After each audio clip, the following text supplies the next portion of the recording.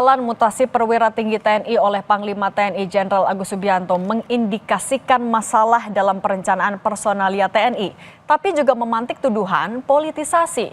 Kita bahas bersama Kapus Pen TNI Brigjen Christo Mesianturi, ada analis militer Anton Aliabas dan Gubernur Lemhanas 2016-2022 Agus Wijoyo, dan ada anggota Komisi 1 DPR RI fraksi PKB Oleh Soleh. Selamat petang, Pak Agus. Ini Pak Agus, Kang Oleh, Pak Anton, dan Pak Christome sudah bergabung bersama kami. Oh sudah? Kalau Ya. Oke, Pak Agus, saya mau ke Anda dulu. Pak Agus, selang sehari mutasi dianulir. Ini selama Anda masih aktif di TNI, apakah ini adalah hal yang lazim, hal yang pernah terjadi?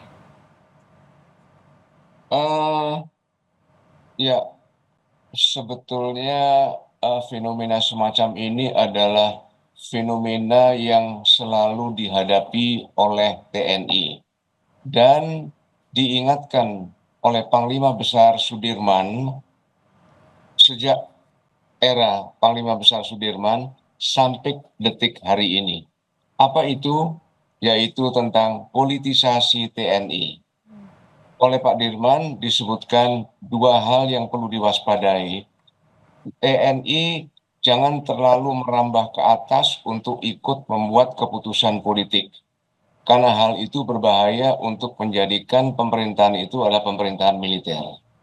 Tetapi juga yang kedua adalah mewaspadai politik sipil itu jangan terlalu ke bawah untuk masuk ke dalam manajemen internal TNI. Karena akan terjadi politisasi TNI, yaitu menyalahgunakan TNI untuk mendukung kekuasaan politik. Nah, ini sebetulnya bahaya klasik yang dihadapi oleh TNI. Dalam Undang-Undang TNI dikatakan tugas Presiden sebagai satu-satunya pejabat yang memiliki kewenangan untuk mengerahkan itu menggunakan TNI, tugasnya adalah satu yang paling strategis, yaitu merumuskan kebijakan umum pertahanan nasional, bukan untuk masuk ke dalam manajemen internal TNI. Hanya itu. Selanjutnya dijabarkan oleh Menteri Pertahanan dan Panglima TNI. Jadi itulah pelajaran yang bisa kita ambil bahwa sampai saat ini kita belum bergerak maju untuk membangun sebuah hubungan sipil militer yang sehat. Ini yang terjadi adalah kontrol subjektif sipil atas militer, yaitu yang seperti saya katakan tadi, menyalahgunakan TNI untuk mendukung kekuasaan politik sipil. Oke. Itu mungkin ya. Oke, Pak Christome, menanggapi itu, ini menjadi sebuah fenomena ketika ada politisasi di tubuh TNI. Anda menanggapnya bagaimana? Iya, terima kasih. Pak Christome, silakan. Baik, ya dari sisi Mabes TNI sendiri, yang terhormat Pak Agus Wijoyo, senior kami, pimpinan kami, bahwa memang apa yang sudah dikeluarkan kemarin oleh Skep 554A, 4 Romawi tahun 2025, itu memang sudah melalui mekanisme sidang Dewan Jabatan dan Kepangkatan Perwira Tinggi TNI. Jadi tidak ada itu terkait dengan unsur-unsur eksternal di luar TNI. Memang kenapa perlu diadakan ralat dalam surat keputusan itu dikaitkan dengan dari alur rangkaian yang mengikuti mutasi Letjen Kunto ternyata belum seluruhnya bisa bergeser saat ini dengan pertimbangan adanya tugas-tugas yang masih harus diselesaikan oleh pejabat atau perwira tinggi yang saat ini masih menjabat dengan dihadapkan dengan perkembangan situasi dan memang kebutuhan dari organisasi TNI sendiri, sehingga diputuskanlah oleh Panglima TNI bersama dengan Kepala Staf Angkatan untuk mengeluarkan ralat revisi dari Kep 544 yang 4 Romawi 2025 yang dikeluarkan tanggal 29 April. Demikian, jadi tidak ada keterkaitan unsur politisasi, unsur eksternal di luar dari selain sistem pembinaan dari organisasi TNI itu sendiri. Demikian, Mbak. Pak Christome, tapi ketika anulir itu dilakukan hanya dalam selang waktu 1 hari, kemudian menjadi pertanyaan adalah saat proses pengambilan keputusan yang pertama itu seperti apa? Kok bisa ya berubah secepat itu? Apakah memang tidak ada pertimbangan yang cukup matang atau seperti apa sih? Ya, jadi kan setelah skep itu dikeluarkan pada tanggal 29 April 2025, kemudian adanya saran bahwa rangkaian dari 7 parti yang mengikuti rangkaian mutasinya Pak Kunto itu belum bisa bergerak. Dikaitkan dengan masih dibutuhkannya ada tugas-tugas yang belum selesai. Ada saran staf dari bawah, dari staf angkatan, menyampaikan bahwa ada tugas-tugas tertentu yang belum diselesaikan oleh parti tersebut dikaitkan dengan perkembangan situasi hari ini gitu ya. Jadi diputuskanlah bahwa kalau memang satu tidak bisa bergeser, berarti rangkaian itu tidak bisa bergeser semua, Mbak. Jadi satu tidak bergeser berarti tujuh-tujuhnya tidak bisa bergeser semua karena ini saling keterkaitan gitu ya. Sehingga perlu diadakan rapat lagi gitu ya. Demikian, Mbak. Tapi artinya kelola administrasi di dalamnya bagaimana Pak? Ya lagi-lagi tadi hanya berselang 1 hari. Iya, artinya kan 1 hari itu cukup lama loh, Mbak ya. Artinya kan perkembangan dinamika ini kan juga cukup berubah-berubah ya. Setelah kita lihat kembali, setelah staf menilai kembali kok ada tugas yang memang masih harus dikerjakan oleh pejabat yang bersangkutan dikaitkan dengan perkembangan situasi hari ini gitu ya. Kan sudah ada perkembangan dari tanggal 29 sampai 30. Oh, ternyata masih ada nih yang belum selesai dan dikaitkan dengan perkembangan ancaman atau dinamika situasi saat ini. Makanya bahwa kita putuskan bahwa kalau memang tidak bisa bergeser para parti ini, berarti rangkaian itu tidak bisa bergerak. Nah, itulah yang membuat pertimbangan-pertimbangan itu sehingga perlu dikeluarkan revisi. Tidak ada kaitan dengan yang lain itu, Pak. Oke, kalau Pak Anton, Anda mencermatinya soal anulir mutasi ini. Kalau tadi kata Pak Agus, fenomena politisasi. Tapi kalau dari Pak Kristome, karena memang sesuai dengan kebutuhan, Anda mencermatinya yang mana?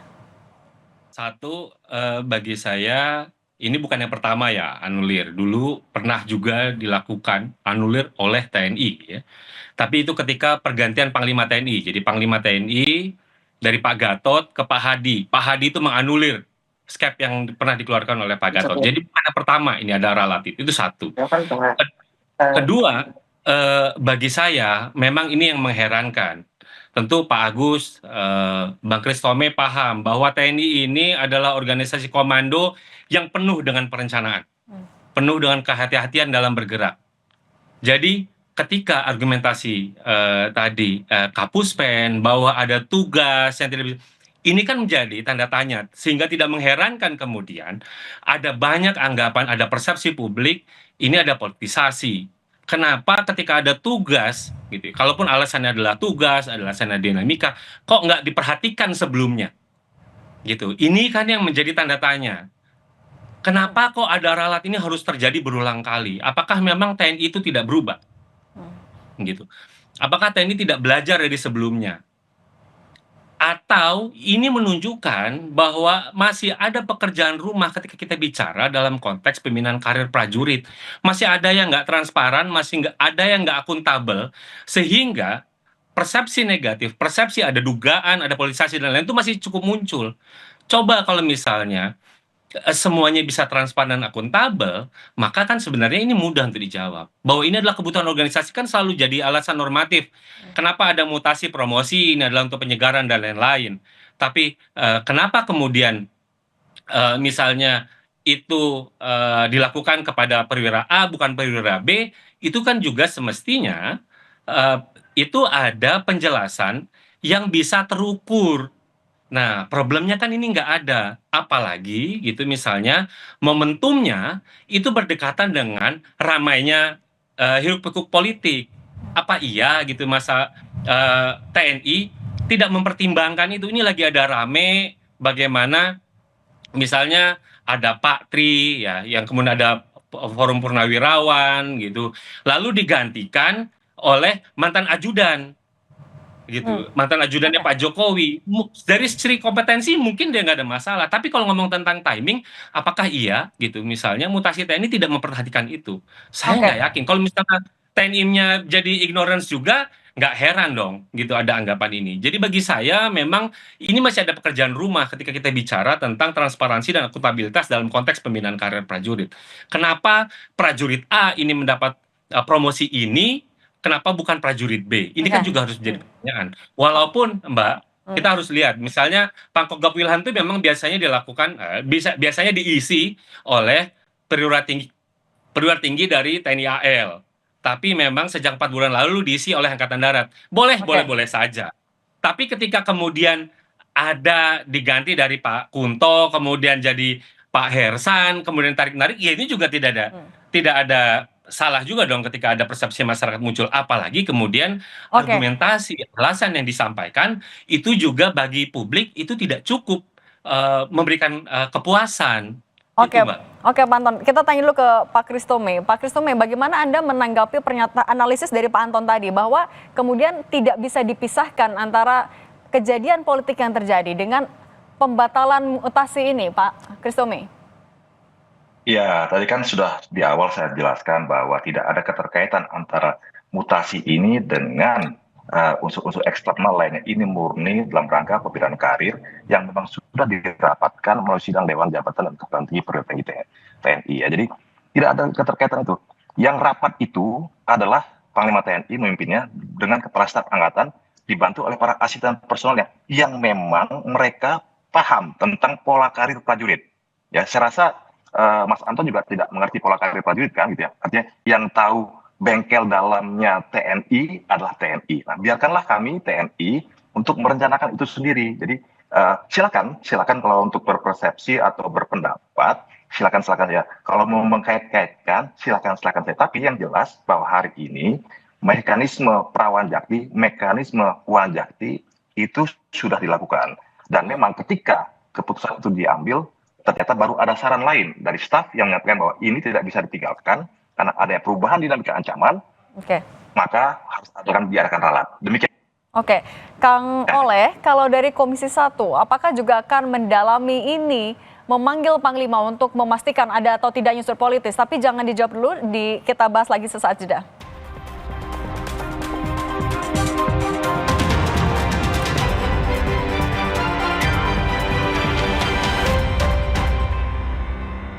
Kompas Petang kembali, kami lanjutkan dialognya. Kang Oleh, kalau dari Komisi 1 sudah mendengar langsungkah alasan revisi mutasi ini dari Panglima TNI? Kang Oleh, suaranya masih di mute? Kami Komisi 1 tahu juga dari berita sebenarnya. Dan waktu itu juga lagi sedang RDP.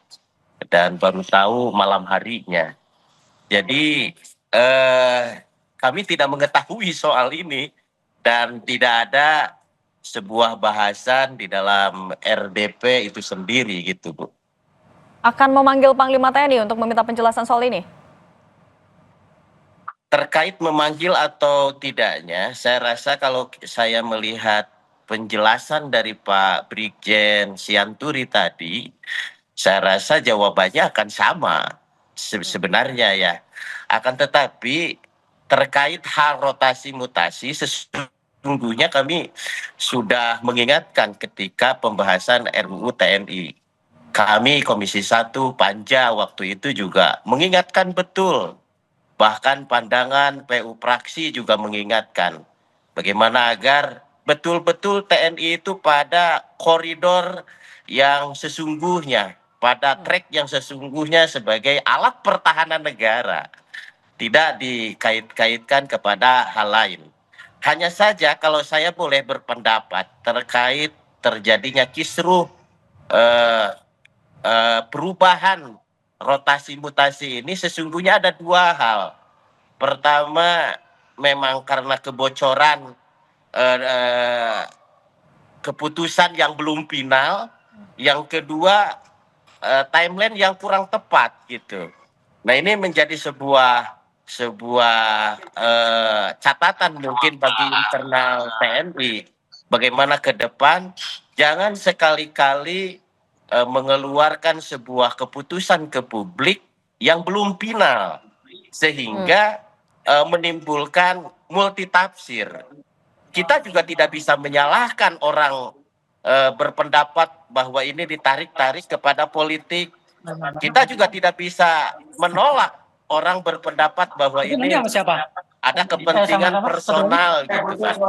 Nah, oleh sebab itu ya tentunya ini perbaikan ke dalam di tubuh TNI ini sangat penting sekali, terutama bagaimana jangan mengeluarkan keputusan pada saat waktu yang tidak tepat gitu. Soal waktu itu, Pak Agus, kalau mengutip juga dari pernyataan anggota Komisi 1 juga, TB Hasanuddin bilang kalau revisi mutasi ini menunjukkan kalau TNI terlalu mudah digoyah oleh urusan politik. Anda melihat situasi yang samakah? Ya, saya tidak mau berandai-andai karena memang informasi lebih banyak teman-teman yang ada di Jakarta ya, lebih lengkap yang dimiliki daripada saya yang berada di Manila. Tetapi kalau memang saya asumsi, katakanlah ini adalah proses pengambilan keputusan internal TNI. Alangkah sayangnya bahwa sebuah keputusan itu harus diubah dalam waktu singkat. TNI atau militer, semua perangkatnya itu ditata, disiapkan untuk menghadapi pembuatan keputusan-keputusan perang. Dan keputusan perang itu lebih parah dari yang sekarang. Perubahan-perubahan itu akan semakin cepat. Implikasinya lebih parah, akan bisa mengakibatkan kekalahan pertempuran. Oleh karena itu, bahwa proses pembuatan keputusan TNI tidak bisa mempertimbangkan perubahan-perubahan ini dan harus meralat dalam waktu singkat, ini juga sebetulnya introspeksi atau masukan bagi TNI agar lebih tajam untuk membuat analisis dan tidak untuk membuat keputusan-keputusan yang bisa dipersepsikan sebagai sebuah kesalahan dan sebuah ralat. Dan dalam hal ini juga maka wibawa Panglima TNI dipertaruhkan. Kapus Pen harus ingat ini. Kenapa Panglima TNI harus membuat dua buah keputusan dalam waktu berdekatan yang mengubah keputusan pertama. Ini akan mempertaruhkan wibawa Panglima TNI. Hendaknya pertimbangan itu akan lebih baik di masa yang akan datang. Oke, kalau Pak Anton Anda melihatnya, apa buntut dari revisi mutasi ini? Implikasinya apa ke TNI? Pak Anton? Ya, bagi saya sih implikasinya nggak ada, karena sebenarnya kan kalau dari poin 4 sampai 10 ya mereka yang dibatalkan kemudian diganti dengan orang lain ya. Kalau dari organisasi nggak ada yang secara signifikan karena kemudian diganti sama yang baru gitu, yang gerbong yang lama yang dari Angkatan Darat sama yang bagian besar Angkatan Laut kan kemudian diganti dengan posisi-posisi baru dengan orang-orang yang baru gitu. Jadi kan sebenarnya mutasi dan promosi ini kan adalah sesuatu yang wajar. Ini kan adalah bentuk penyegaran organisasi. Jadi ini sebenarnya sesuatu yang biasa. Yang menjadi tidak biasa adalah tadi, kenapa kok ada 1 hari kemudian udah diganti? Alasannya ada tugas, ada dinamika. Pertanyaan kan Pangkogap Wilhan itu wilayahnya di bagian barat ya. Dinamika apa yang sangat signifikan yang kemudian membutuhkan Panglima Kogab Wilhan itu nggak boleh diganti dulu gitu. Itu kan, jadi ada ngomong tentang dinamika yang mana, ada tugas-tugas yang mana. Ketika sampai sekarang di bagian barat misalnya belum ada kegentingan yang memaksa. Oke, Gitu. Pak Anton, kita Itu tanya dulu satu. ke Pak Kristume. Pak Kristume, dinamika seperti apa? Dinamika yang mana yang membuat akhirnya sampai mutasi itu harus dibatalkan? Bisa dijelaskan juga secara rinci? Iya, artinya kan kalau namanya dinamika ancamannya apa saja kan tidak bisa saya sampaikan di sini. Itu kan berdasarkan pertimbangan dari Mabes TNI ya. Ancaman apa sih di Kodok Pilihan 1? Ancaman apa sih yang ada di Koarmada 3, tempatnya Pak Hersan yang lama, misalnya di daerah Papua, itu jadi bahan-bahan pertimbangan ya. Jadi artinya apa saja sih yang Pak Kristume?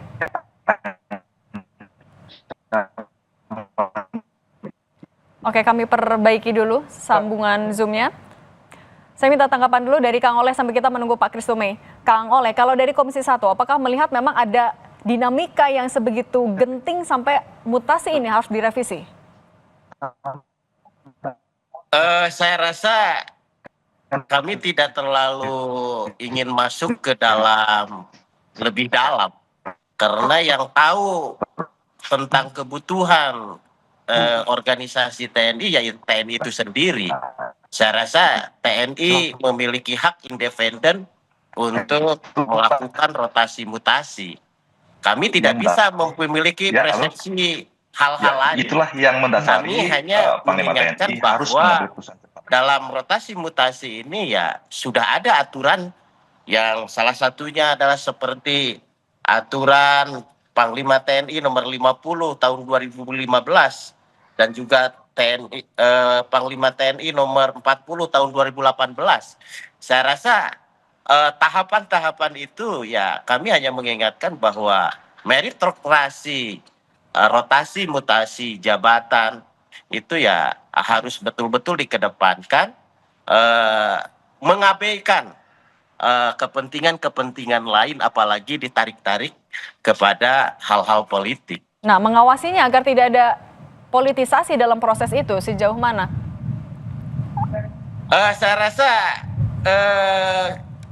kalau mengawasinya ya kita pastilah rapat Oke. internal RDP mengingatkan, tetapi kan kita tidak bisa mempengaruhi mereka. Oke. Karena DPR juga makhluk politik, organisasi politik.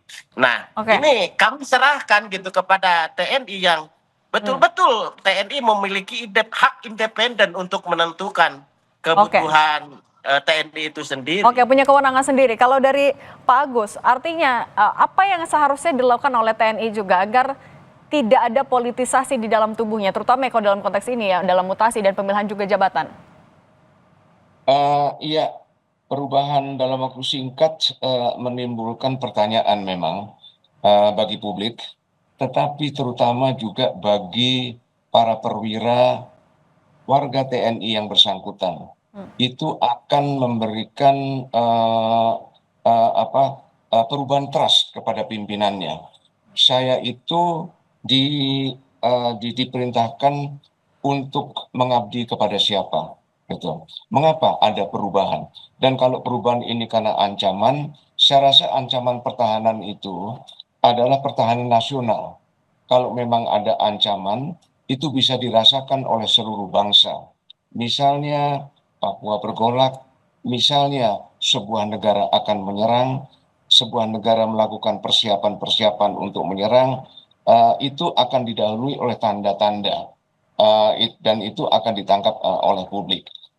Jadi saya rasa itu dan pengaruhnya adalah saya tidak setuju bahwa itu tidak ada pengaruhnya. Itu ada pengaruhnya.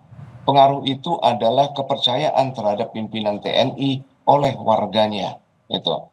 Kalau memang sebagaimana kita punya karier di jurnalistik, karier di perusahaan, kita memerlukan kepastian masa depan, Oke. kepastian karier. Oke, Itu soal yang perlu untuk kepastian ini. Oke, saya mau ke Pak Christomey menutup juga, artinya apa yang akan Anda lakukan, apa yang akan TNI lakukan untuk tadi mencegah ketidakpercayaan dari prajuritnya sendiri dengan ketidakpastian dan juga citra di publik? Ya, artinya segala sesuatu yang memang sudah diputuskan oleh Mabes TNI itu mulai pertimbangan-pertimbangan. Kalau tadi sempat terputus adalah apakah dinamika ancaman itu harus kami sampaikan di sini? Tidak bisa kami sampaikan di sini. Bagaimana perkembangan situasi di Laut Cina Selatan? Kenapa misalnya Pangkogap Pilihan 1 harus tetap? Kemudian bagaimana pertimbangan Pak Hersan misalnya sebagai Pangkok Armada 3 yang membawahi situasi di Papua juga jika tidak bisa kami sampaikan di sini. Nah, itulah yang membuat pertimbangan-pertimbangan tadi. Kenapa harus ada rangkaian-rangkaian yang tidak bisa bergerak saat ini? Dan artinya bahwa kalau memang ada persepsi di publik seperti itu, ya namanya di alam demokrasi silakan sah-sah saja. Tetapi kan perlu mengklarifikasi kepada kami, karena kamilah yang mempunyai yang ini kan terjadinya di ranah kami, di ranah TNI, sehingga orang lain juga belum tentu mengetahui bagaimana dapurnya TNI, bagaimana pola pembinaan karir di TNI. Kami saja yang bukan orang pers, orang staf personal juga tidak memenuhi sepenuhnya. Si A ini apa jabatannya, si B ini apa kemampuan klasifikasi apa. Nah, segala sesuatu yang sudah dituangkan dalam rapat Ong Jati itu sudah sesuai dengan sistem meritokrasi, disesuaikan dengan klasifikasi, disesuaikan dengan kapasitas orang yang bersangkutan dan kebutuhan dari organisasi TNI secara profesionalitas dan secara proporsionalitas. Demikian, Mbak. Oke, baik. Pak Brigjen Christomey Sianturi, Kang Oleh Soleh, Pak Agus Wijoyo, dan Pak Anton Ali Abbas, terima kasih sudah berbagi di Kompas Petang. Sehat selalu semuanya.